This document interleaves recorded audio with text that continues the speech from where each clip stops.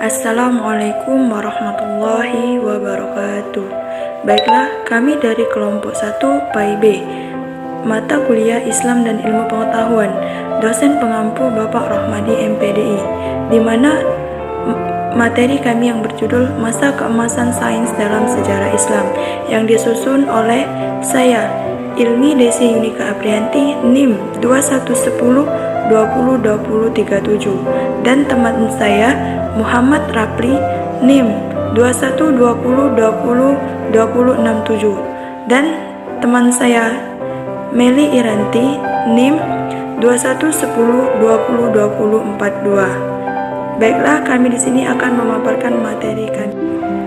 Masa keemasan sains dalam sejarah Islam. Puncak keemasan umat Islam dalam bidang sains terjadi pada masa pemerintahan dinasti Abbasiyah 750 Masehi, dan puncak kejayaannya terjadi di bawah pemerintahan Raja Harun ar-Rasyid. Raja Harun ar-Rasyid terkenal dalam sejarah peradaban Islam, di mana sangat mementingkan ilmu pengetahuan selama pemerintahannya. Maka disebabkan banyak munculnya para ilmuwan muslim yang sangat gemilang dan berkontribusi besar bagi perkembangan sains. Masa keemasan Islam dalam bidang ilmu pengetahuan pada pemerintahan Harun ar-Rasyid dibangun berlandaskan kejujuran, keikhlasan, kebenaran, keadilan, dan rasa cinta akan ilmu pengetahuan.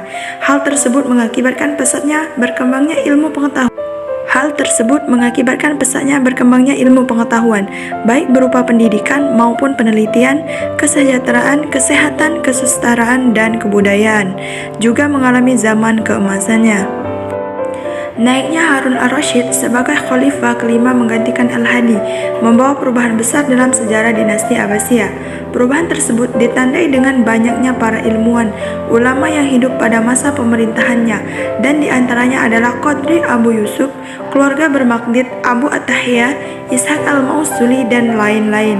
Harun al-Rasyid diangkat menjadi khalifah pada saat berusia 23 tahun, yaitu mulai 786 Masehi sampai 809 Masehi.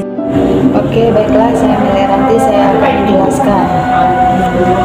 Di zaman pemerintah setelah Harun ar-Rasyid adalah Al-Ma'mun, yaitu putranya yang tak kalah gemilang dalam memimpin umat Islam seperti ayahnya. Pada masa pemerintahan Al-Ma'mun 813 sampai 833 Masehi, perkembangan sains pada dinasti Abbasiyah juga mengalami pertumbuhan yang besar. Al-Ma'mun mengumpulkan berbagai ilmu pengetahuan yang berbahasa selain Arab, kemudian memerintahkannya untuk diterjemahkan ke dalam bahasa Arab. Jadi zaman itulah muncul filsafat Arab yang agung seperti Al-Kindi yang telah menulis sebagai macam kitab ilmu pengetahuan. Pemerintah khalifah pada masa dinasti Abbasiyah sangat berperan dalam masa kejayaan sains dan teknologi Islam. Pada masa pemerintahan Harun ar-Rasyid, di kota Baghdad dibangun sebuah perpustakaan sebagai pusat diskusi ilmu pengetahuan dan pusat telah referensi ilmu pengetahuan, yaitu Baitul Hikmah yang berarti gedung ilmu pengetahuan.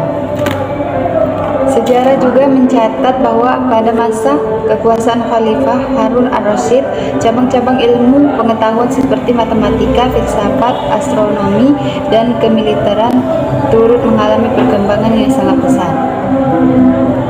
Dukungan para pemimpin Islam yang sangat antusias dalam memajukan ilmu pengetahuan sangat berkontribusi dalam masa keemasan Islam. Pengaruh kepemimpinan Al-Ma'mun yang menggalakkan pembangunan perpustakaan di setiap wilayah Islam menyebabkan ilmu pengetahuan mencapai puncak kejayaan.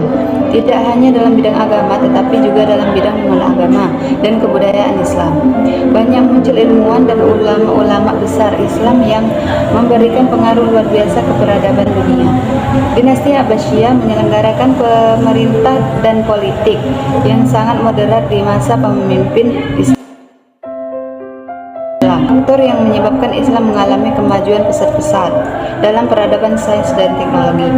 Dalam konteks itu, pemerintahan Islam tidak pernah melakukan diskriminasi terhadap orang-orang Islam maupun non-Islam. Kebebasan hak asasi manusia dan keadilan selalu ditegakkan demi tercapainya stabilitas pemerintah yang kuat. Hal itu mempengaruhi keleluasaan para ilmuwan Muslim dalam berkarya, berekspresi, meneliti, serta melakukan berbagai eksperimen, sehingga peradaban sains dan teknologi Islam. Pemerintahan yang moderat dan tidak diskriminasi dapat dilihat pada pemerintahan kepemimpinan Al-Ma'mun. Saat ia memegang kekuasaan, pemerintahan Islam tidak melihat pada keturunan, akan tetapi melihat pada keahlian dan profesionalisme, yang berarti siapa saja yang punya keahlian walaupun dia bukan keturunan Arab, maka dia bisa duduk di pemerintahan yang sesuai dengan keahliannya. Dengan kondisi semacam itu, masyarakat muslim bisa berinteraksi dengan bebas dan berpikiran dengan bebas. Sekian dari kami. Jika ada kekurangan dan kesalahan dari paparan materi kami, itu datangnya dari diri kami sendiri dan kami meminta maaf. Dan jika ada kelebihan dari materi kami, itu datangnya dari Allah Subhanahu wa taala. Sekian, terima kasih atas perhatiannya. Assalamualaikum warahmatullahi wabarakatuh.